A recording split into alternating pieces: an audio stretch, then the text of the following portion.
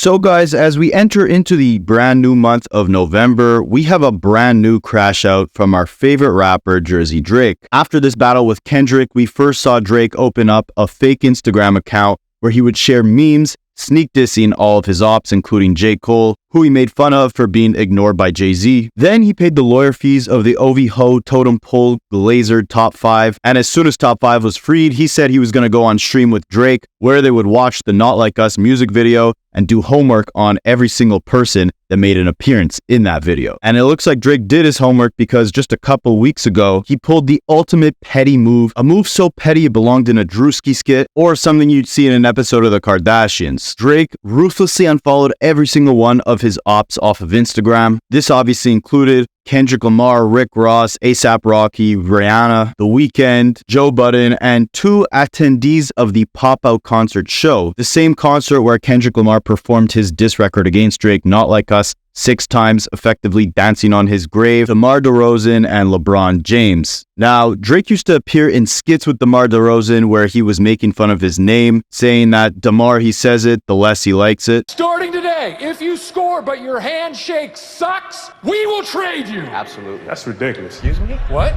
This Who's guy. talking? Smart mouth over here. Smart mouth. What's your name? DeMar. DeMar.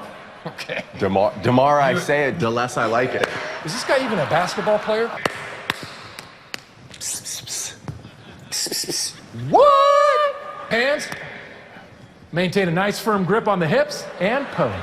Shouldn't we be getting back on defense? Oh my God. Defense, is that your cousin DeMar? Will I be able to do that? Oh, DeMar. Deno. Now hit the showers.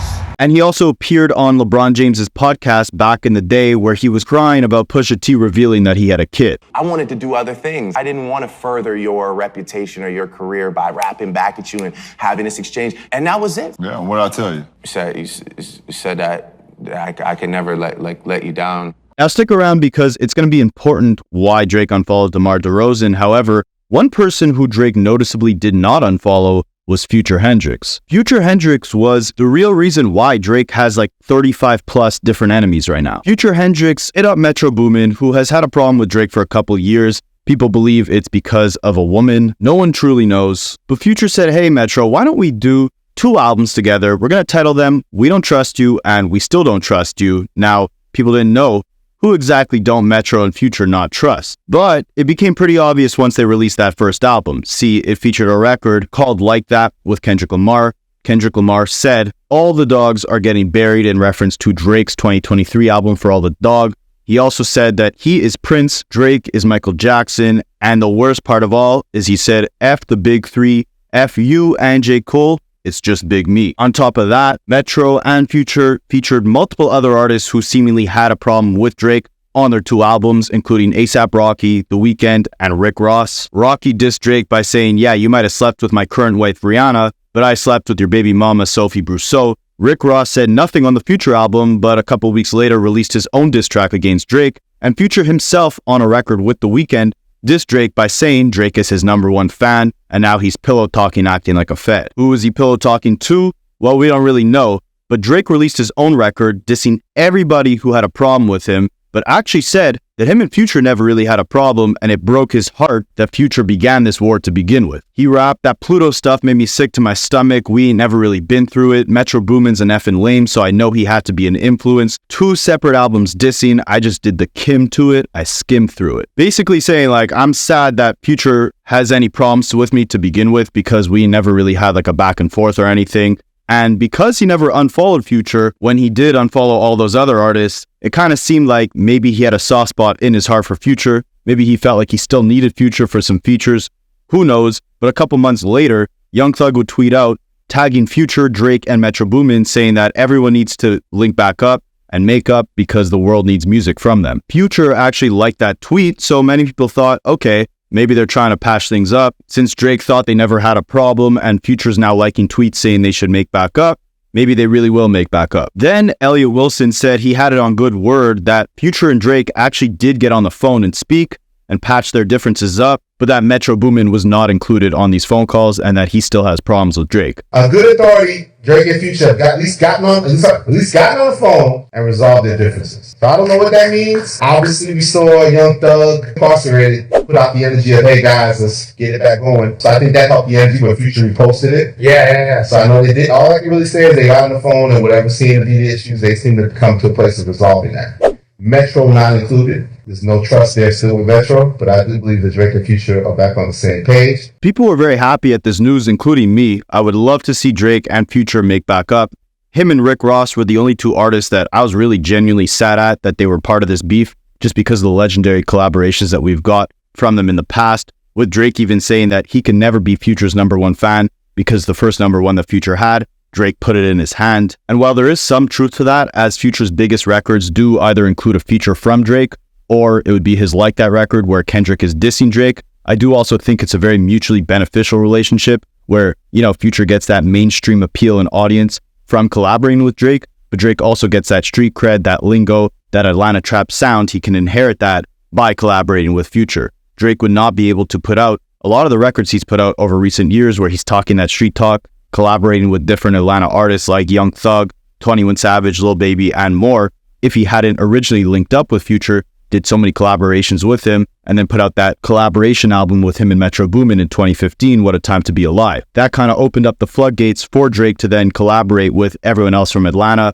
which is what Kendrick was talking about when he said in his Not Like Us record that Drake runs to Atlanta when he needs a couple dollars. He's not a colleague, he's a colonizer. He basically uses their sound to advance his street cred and appeal to their audience. So definitely a mutually beneficial relationship, but also a relationship that I'd love to see mended just because of the legendary tracks that we got from those two together. However, simultaneously, it's kind of weird to think that Drake would be so quick to patch things up with Future, considering the fact that Future effectively started this entire battle. Future and Metro Boomin never put out those two albums that featured Kendrick where he said after the big three, it's just Big Me. There'd be no reason for Drake and Kendrick to go back and forth. Maybe it would have happened in the future. Maybe guys like The Weeknd, Rick Ross, A$AP Rocky, they would have all made their problems clear with Drake in the future. However, the catalyst for this whole thing to start, the reason why Drake started dissing everyone, the reason why him and Kendrick went back and forth was because Kendrick did that verse on Metro Boomin and Future's album. And basically a big part of that entire album was about sneak dissing Drake and featuring other artists who effectively also had problems with Drake. So yeah, they make great music together, but Drake has already used Future enough for that street cred. He can now go on to collaborate with 21 Savage or Young Thug or other Atlanta artists. He's already fostered those relationships.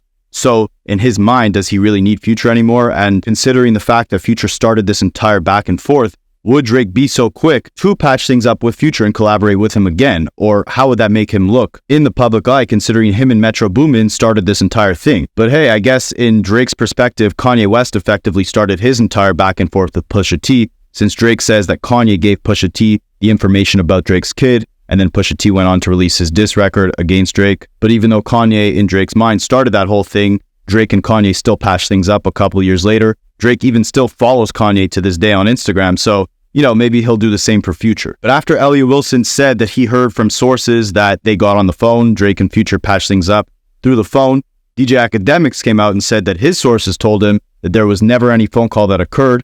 The problem still exists, they haven't gotten resolved, and it was basically a battle between who had the better sources. Spoken to extremely credible sources on both sides, and Drake and Future has not been on the phone. Not too sure who gave Elliott Wilson the authority to say this, but from what I hear, that is not true. I'm not going to say Elliott Wilson is misrepresenting facts, but whoever his source is, from what I've heard, whoever that source is ain't telling the right thing. I'm pretty sure he'll rock with his sources, but I think I rock with mine, okay? It's the reason why Drake hasn't commented, Future hasn't commented, because it ain't true. One of Drake's affiliates, OVO Mark, even commented on a video of Elliott Wilson saying that Drake and Future patched things up by saying, so you can just say whatever you want these days, basically implying that nothing Elliott Wilson was saying was true, and that Drake and Future most definitely have not patched things up. And one of Drake's ops, who he definitely still has a problem with, is actually not a rapper, but instead a basketball player by the name of DeMar DeRozan.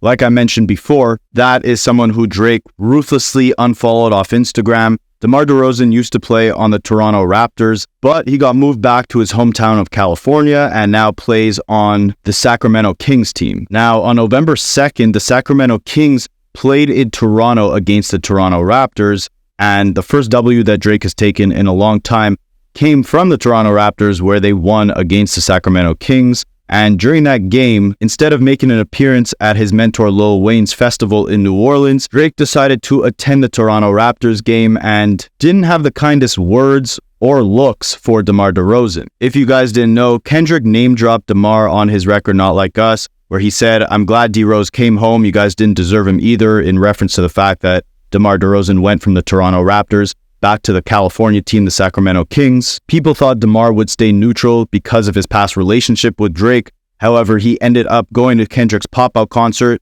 He was dancing on stage with Kendrick as Kendrick performed his diss record Not Like Us. He was actually even in the Not Like Us music video, but came out later and said that both him, Drake, and Kendrick are all on good terms. Drake is his brother, but he had to rep the home team in that case. But Drake obviously didn't feel the same way.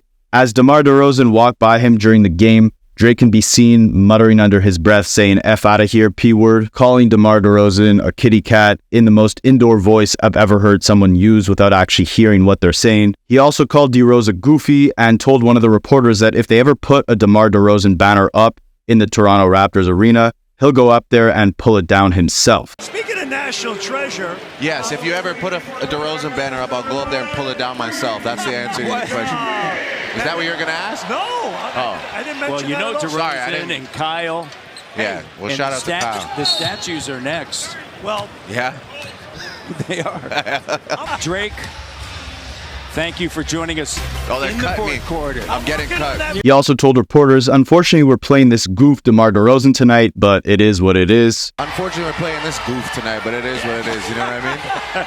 Hey, look, we're going to take the break. You're going to stay with us. I bet you are, huh? Yeah. I've had enough vodka soda grapefruits. It's time to take a break, huh? He also said, "Forget these clowns, forget D-Rose. Put the camera on Jessie Reyez, who's a singer, because she looks like a 20 million on 10 tonight." Basically hitting on her, even though it looked like she was with either her boyfriend or just a random guy. By the way, put the camera on Jessie Reyez. She looks 20 million out of 10 tonight. Let's get a camera shot of her. Forget these clowns. Jesse, we have a... Oh, yeah. Let's get a shot of her. Look at that. Wowzers. Wowzers. An absolute national treasure right there. Kind of a corny thing to say when you're reporting a basketball game, putting that spotlight on a random woman, but hey, at least she's not a name minor. And D-Rose was asked about this at the end of the game, where the reporter said, you know, DeMar, Drake was saying that he's going to go up there and pull your banner down himself. And D-Rose just basically laughed it off, saying, you know, good luck. He's going to have a far way to climb if he wants to do that. Tonight's broadcast, Drake said, if you ever put up the DeRozan banner up, I'll go up there and put it down myself. What's your reaction to that? Well, he gonna have a long way to climb to take it down. So tell him good luck. Thanks, everyone. And then he put a clip up on his Instagram of Ice Cube in the movie Friday, where Ice Cube is telling someone to sit their butt down. Sit your down. Man, I got mind control over Debo. He be like, shut the up. I be quiet. But when he leave, I be talking again. One of Kendrick's childhood friends, Hida J3, who was very vocal to Top 5 after Top 5 said that him and Drake are going to look at the Not Like Us music video and do homework on everyone in it. He also jumped in this back and forth between Drake and D-Rose, as he commented on a clip of the whole back and forth saying, "My bro DeMar DeRozan will give Drake what he's looking for." DeMar DeRozan replied to that by saying, "On God," and Hida J3 tweeted out a screenshot of it saying, "DeMar will put his hands on them both at the same time." Hashtag Compton. Jermaine Dupri, a legend within hip-hop, also had some words for Drake when he tweeted about Lil Wayne's Lil Louisiana Fest, saying, "I can't believe Drake missed that. Couldn't have been me." And it is pretty disgusting that Drake, throughout the whole Super Bowl debacle when Lil Wayne was upset that he didn't get to perform over Kendrick Lamar, Drake was tweeting out pictures of Lil Wayne. The whole Young Money collective was kind of beefing against Jay-Z, saying that he shouldn't have picked Kendrick over Wayne. Wayne got snubbed. Drake seemingly agreed with it and shared a bunch of pictures of Lil Wayne. However, once Lil Wayne announced his Louisiana Fest, Drake was nowhere to be found. He didn't share any news that Lil Wayne was going to be doing this festival. He didn't appear at the festival, even though he has appeared in the past at the Louisiana Fest. But instead of going this year, he decided to go to the Toronto Raptors game and do his best to act tough in front of DeMar DeRozan and hit on Jessie Reyez in the most corny way imaginable. And Academics, who obviously has been rooting for Drake very strongly throughout this entire beef, and was the one who recently said Drake did not patch things up yet with Future, he also defended Drake for hating on DeMar DeRozan by saying, if someone is going to appear at a concert dancing on your grave, dancing to the most ruthless diss track that's ever been released against you, then Drake has a good reason not to like that person. However, Academics was the same guy that was on stream watching that pop-out concert from Kendrick, rapping along to every word of every diss track that Kendrick made. I lean on you like another line of rock. I'ma set it up and pop. I'ma get him drunk. Won't pass an ox. 1, 2, 3, 4, 5 plus 5. Give me Tupac, read back, and I might give you a little respect. Remember, A-Top Dog. Playing with extension, my middle name. You messed up the lyrics, by the way. Surprised you wanted that feature request. I know we got some shit to address. I even hate when you say the word. That's just me, I guess. Keep making me dance, waving my hands, and it won't be no threat. So should Drake keep that same energy towards Academics? Academics also said he loves to see Drake in his revenge arc, noting Summer 16 when Drake was quote-unquote looking for revenge and was dropping all those hits like Controlla, One Dance, where he basically ruled the entire summer. But we have to distinguish that these are two very different times, and at least for me, the type of revenge that Drake is looking for and the actions that he's making in consequence of looking for that revenge after this beef with Kendrick, to me, have been the bigger part of why Drake now has a stain on his legacy. It's not necessarily that he took the L to Kendrick, but that ever since he took that L to Kendrick, we've seen him get on the defense and drop a diss record like The Heart Part 6, where he's misinterpreting Kendrick's lyrics, antagonizing him about his family issues, and trying to make fun of the fact that he thought Kendrick Lamar was assaulted as a kid by one of his family members. Just a very distasteful response, very tone-deaf response, and just not the best attempt at revenge. Then we saw Drake manifesting so many of the attacks that Kendrick threw at him on his diss records. Kendrick was dissing Drake for collaborating with artists like Sexy Red or comparing him to a pop star. Drake then went on to collaborate with Sexy Red, making fun of the BBL Drizzy beat, and collaborating with a bunch of pop stars like Camila Cabello and Gordo. All of these songs ended up flopping, which was very different from the response that Drake got with his pop records back in summer of 2016, when he was, I guess you could say, looking for revenge on Meek Mill after their whole battle. Not to mention that Drake actually won that battle, so he wasn't the underdog in that situation. When you're the underdog, you kind of have to take that humble approach, and Drake has been doing the exact opposite. Kendrick also again told him that he ran to Atlanta for a couple dollars. He's a colonizer of that sound and of that culture. And we've seen Drake after this beef effectively try to prove to the world that these Atlanta artists are his real friends and he's not colonizing their sound by collaborating with a bunch of Atlanta artists like Playboi Carti, 21 Savage, Young Thug, and Lotto. All of those songs flopping as well, unfortunately. A lot of those songs also containing very tone-deaf, sneak disses at a lot of the people involved in this battle, including A$AP Rocky, or just talking in general to his ops where he's saying that they tried their best to shut him down, but he's still up. Then we saw him sneak diss all over Instagram. Then he opened up a second Instagram account where he kept sneak dissing. Now he's skipping out on his Mentors Festival to be at basketball games, mean mugging different players and dissing them on the intercom as if they could do anything about it while they're mid-game. Like, all of these moves just reek of desperation to try to prove to the world that he's still this tough guy, that he's still on top, that none of this has been a tarnish to his legacy. And to me, it's not his performance in the battle that put a stain on his legacy. Even though Kendrick obviously had the better performance, it's Drake's total lack of humility and his inability to swallow his pride and to continue solely focusing on the music and improving that, and instead getting caught up in all of these little petty antics. The one move I appreciate that he's made after this entire battle was him putting out that 100 Gigs website where he just put out a bunch of different footage from all of his previous eras to kind of remind the world the times that we loved his music and the type of character that he represented at the time. It was a bunch of behind the scenes footage, which showed a really cool glimpse into his recording process and his day-to-day life, whether it was on tour or just collaborating with different artists. And I don't necessarily mind all the records he's dropped since this whole battle, even though, mind you, there's been a lot of them, over 12, I believe. But he'd do better if he just shut up and let the music talk, and if he really just tried to improve his creativity and the overall penmanship and subject matter within his music. I mean, he's given us troll records since this beef ended, songs like Wagwan Delilah or his BBL Drizzy remix. He's given us a bunch of pop records that are nowhere near as good as his 2016 pop records, where he was actually successful in looking for revenge. I mean, he even gave us a Mexican song where he's singing in Spanish, and all in all, it just sounds like Drake is either uncomfortable right now or just very confused and has kind of lost his footing in terms of what he believes the most calculated next move should be. and sneak dissing during a basketball game and catcalling women on the intercom is definitely a step in the wrong direction, but I guess let me know what you guys think. What will it take for Drake to be back in the good graces of the public? What move should he be making right now? Should he continue ruthlessly beefing all his ops, unfollowing everyone off Instagram, saying F the world, showing up to every basketball game, pulling up on all these guys, having his crash dummies like top 5 go off on every single one of his ops? Or should he stay quiet and focus on making a better body of work and coming back with that and letting the music talk? Is it over for Drake, or is it just over for this street mob boss persona that Drake has been representing over the years? Or is Drake only going to continue to get bigger? I mean, another month has gone by, October has gone by, and Drake continues to be the most streamed rapper of the month on Spotify, month after month, every single month this year, even though everyone's saying he's falling off. I mean, the numbers don't lie, but these actions Drake is taking don't really show that he's confident with the outcome of this entire battle, or that he's ready to forgive anyone who was involved. But let me know what you guys think in the comments, and I will catch you in the next one. There's a lot of little nuggets in both of their disses that if it wasn't for these breakdowns, and salute to, guys like this, Rapaholics, because I think they directly get it.